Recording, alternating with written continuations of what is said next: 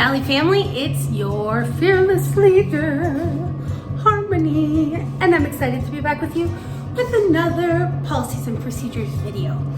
This is the policies and procedures for checkout and also the very beginning of service.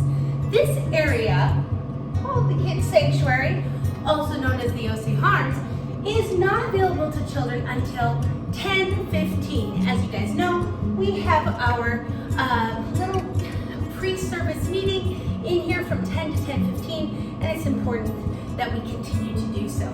Now, let's say a new family comes up to check in, and they haven't yet filled out their form. The very first thing they're going to do is fill out their form.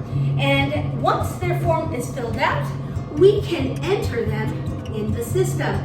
I'm going to teach you now how to enter a child into the system. It's very similar to when we check a child in. The first thing I'm going to do is type in the new name. And I just happen to have some friends who came here for the first time last week. Isn't that awesome? Or 2 weeks ago before our snow day. And we're going to put them in the system. So we have a child named Honesty. What a great name. Honesty. The first thing I did was I just entered their name into the search bar like I would a normal child. Hit return. Honesty is nowhere to be found. Now I have a choice. It says start over or add a person. Guess what I'm going to do?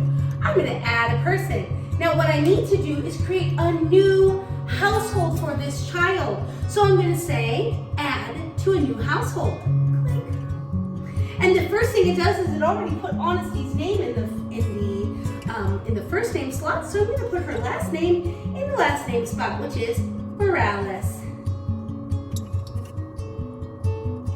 Then I'm going to choose that she is a child, and I'm going to select her gender as female. Her father gave us a birthday of 7/21/15, so we're going to choose that. July 21/15, and hit OK. And that tells us she's 6 years old and she is in first grade. Now, once that information is all entered, all I have to do is say save person. If there were more children on this list, I would hit add a person. Okay? Once I have entered her, her name comes up where I can click the checkbox and check her in. So I clicked the checkbox and then it says check in one person. I'm not going to click that one because we're going to save our name tags. But what I would do next is hit check in one person and then her name tag would print. I would give her the name tag and the slip to the father or mother, and then I would take the child's temperature right here. Most likely her temperature hasn't been taken out there because she did not check in out there. So I'll take the temperature. As you can see, I'm wearing a name tag.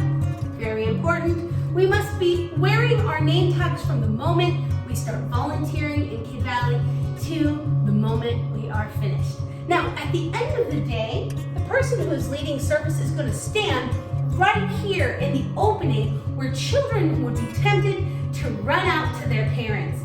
The parents line up next to the Dr. Pepper machine and they come up to us with their tag. I'm going to ask for their tag. May I have your child's tag, please?